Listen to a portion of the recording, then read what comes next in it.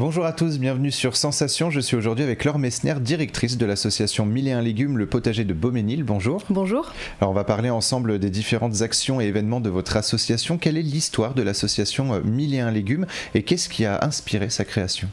L'association 1001 légumes est née en 2008 par un regroupement de personnes habitant sur le territoire qui ont voulu apporter une dimension socio-culturelle dans ce milieu rural et ont lancé l'idée de créer un potager en agriculture biologique. C'était la première production maraîchère biologique à l'époque sur le territoire de l'Intercom Béarn et Terre de Normandie.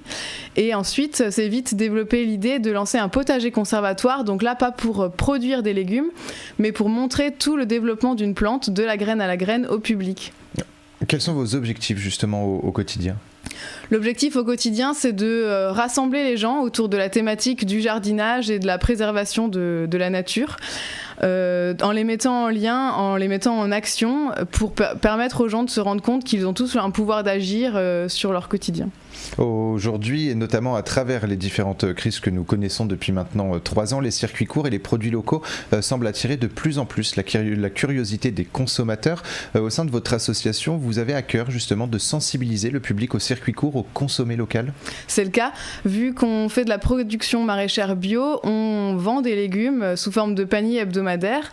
Nous sommes constitués en AMAP, Association pour le maintien de l'agriculture paysanne, et donc le principe, c'est que les gens s'inscrivent à l'année pour soutenir l'exploitation agricole et avoir des légumes toutes les semaines. Donc selon les saisons, les rendements vont être plus ou moins importants. Donc quand on a plus de légumes, on met plus de légumes dans les paniers. Quand on en a moins, on en met moins. Mais à l'année, ça nous fait un panier en moyenne à 15 €.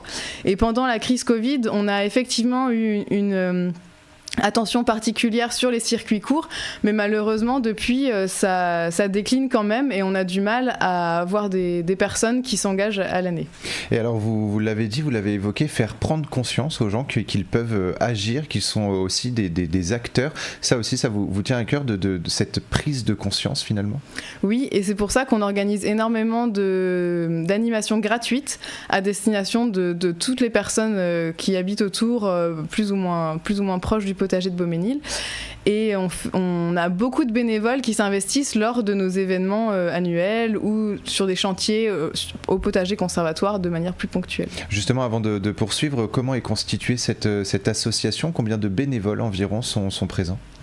Alors nous avons environ 150 adhérents et une bonne quarantaine de bénévoles actifs qui se mobilisent régulièrement pour l'association. Certaines institutions mettent en place des plans d'action et de prévention afin de sensibiliser les consommateurs. Je pense notamment à l'Europe et son projet Europe à table qui vise à sensibiliser les jeunes aux produits locaux, à l'importance de l'agriculture et des producteurs dans une région. De votre côté, vous proposez divers ateliers pour les adultes mais aussi pour les enfants. Vous nous avez parlé notamment d'événements gratuits. Quels sont ces événements gratuits ? Alors, les événements gratuits, nous en avons plusieurs. Nous avons les papotages au potager qui sont un événement que nous lançons là le 14 mai qui symbolise l'ouverture du potager de Beaumesnil au public pour la saison, que nous fermons lors d'un festival qui s'appelle le Festival des 1001 légumes le dernier week-end de septembre, qui rassemble un marché de producteurs, des conférences et des animations que nous faisons avec notre équipe salariée et aussi avec des intervenants extérieurs. Et nous organisons aussi d'autres ateliers gratuits comme les ateliers cuisine adultes ou les ateliers cuisine parents-enfants et d'autres choses qu'on citera tout à l'heure, je pense. Alors justement, vous l'avez évoqué, les ateliers cuisine parents-enfants, quel est l'intérêt de ces ateliers ? En fait, l'alimentation, c'est un point commun qu'on a entre tous les êtres humains. Et quand on avait mis en place des ateliers cuisine adultes, c'est un projet qu'on a depuis 7-8 ans et qui nous permettait de sensibiliser à l'équilibre alimentaire. Et on s'est rendu compte que cette information n'était pas forcément faite aux enfants et que des ateliers cuisine parents-enfants pouvaient resserrer les liens entre les parents et leurs enfants autour d'une activité commune qui est quelle alimentation. Et ça permet aussi de construire l'adulte de demain pour prendre conscience en fait de la façon dont on mange et de l'impact que ça a sur sa santé, mais aussi sur son environnement. Donc il y a une forme de sensibilisation, mais en même temps un bon moment à partager en famille. C'est ça. En fait, il y a vraiment des ateliers qui se déroulent avec un apport un peu théorique, avec des jeux autour de l'équilibre alimentaire, de l'activité physique douce, et après on passe en cuisine avec un moment aussi très convivial, d'échange de pratiques entre les familles, toujours dans un but de faire de la cuisine de manière simple, avec peu de matériel. Et ça nous tient vraiment à cœur pour que ce soit une cuisine quotidienne abordable pour tous. Et pourquoi les enfants font partie de votre cible ? Est-ce qu'il y a quelque chose justement à faire selon vous autour de la jeunesse ? Alors je pense notamment à la sensibilisation, mais aussi autour du manger mieux. Alors les enfants font partie de notre cible depuis la création de l'association parce que ils sont pleins de vie, ils veulent toujours apprendre beaucoup de choses et le retransmettre aussi à leurs parents, et ça leur permet en fait de leur ouvrir plein de possibilités plus tard en termes de connaissances, de métiers futurs aussi et d'intérêt pour se reconnecter à la nature. Vous l'avez remarqué justement cet intérêt à la nature pour la jeune génération ?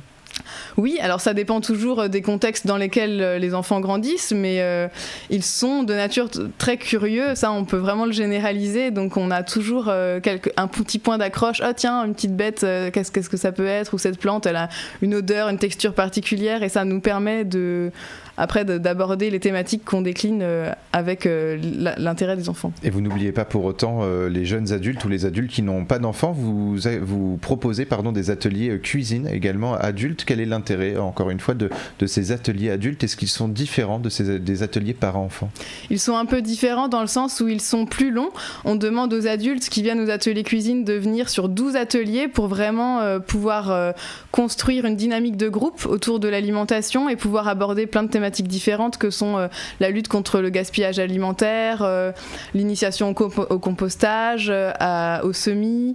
On voit vraiment en fait toute la dimension du légume avant sa production et jusqu'à l'assiette, et on souhaite aussi montrer aux personnes comment cuisiner végétarien. On produit des légumes, donc forcément on s'inspire des légumes qu'on a dans le potager au moment T de l'atelier, et après on décline des plats plus traditionnels mais à la sauce végétarienne pour montrer aux gens qu'en fait c'est disponible pour tout le monde. L'alimentation végétarienne peut faire un peu peur ou a beaucoup de préjugés, et là l'intérêt d'être sur 12 ateliers permet de construire vraiment des échanges et de se rendre compte qu'il y a aussi beaucoup de choses très bonnes qui sont végétariennes. Des ateliers jardinage pour adultes sont également proposés au sein de votre association. Qu'est-ce qu'on y apprend ? Alors là on y apprend beaucoup de choses. On y apprend déjà comment cultiver son jardin au fur et à mesure des saisons, en s'inspirant des techniques de l'agroécologie, en faisant attention à bien gérer son eau, à prendre soin de son sol, et l'idée de ces ateliers jardin aussi, c'est de mettre en lien, ça c'est vraiment un fil conducteur de notre association, de mettre en lien les habitants du territoire pour s'échanger des bonnes pratiques. Donc les ateliers jardin sont vraiment ouverts à tous les jardiniers, peu importe leur niveau, peu importe leur âge. On a des familles qui viennent et des personnes plus âgées, et on apprend aussi à faire son terreau, faire son compost, à découvrir aussi l'intérêt d'avoir certains insectes dans le jardin, à apprendre à reconnaître ceux qui pourraient poser problèmes, et à voir en fait comment trouver un équilibre dans le jardin pour que ça se passe bien et qu'on puisse avoir des légumes. 1001 légumes accueille également des scolaires. Quel est le programme lorsque vous accueillez des élèves ? On accueille des scolaires souvent sur les périodes de mai, juin et septembre, et après on se déplace aussi dans des écoles, et le but c'est de montrer aux enfants comment jardiner de façon naturelle, mais on a aussi tout un autre tas d'activités qu'on peut voir sur notre site internet dans notre catalogue d'animation, où on peut découvrir la faune aquatique des mares, parce que nous avons plusieurs mares sur notre site au potager de Beaumesnil. On peut découvrir les petites bêtes du compost, on a des rallyes nature aussi organisés pour les collégiens, et plein d'autres choses en fait en lien avec le programme d'éducation. Et on a donc beaucoup de ressources à notre actif, mais on peut aussi en créer des nouvelles en fonction des besoins des enseignants. Et un mercredi par mois, le club CPN se réunit avec une mission: découvrir et protéger la nature. À partir de quel âge peut-on rejoindre le club et quels sont ses objectifs ? C'est à partir de 5-6 ans qu'on peut rejoindre ce club. L'objectif, c'est d'apprendre en famille à observer la nature et savoir identifier ce qu'on a autour de nous. Et c'est un bon moment convivial aussi pour permettre aux familles de se rencontrer, parce que certaines sont vraiment très isolées. Et on peut encore s'inscrire justement pour vous rejoindre, il n'y a pas de date limite pour... Non, il n'y a pas de date limite, c'est en fait dans la limite des places disponibles, et donc là il reste encore des places.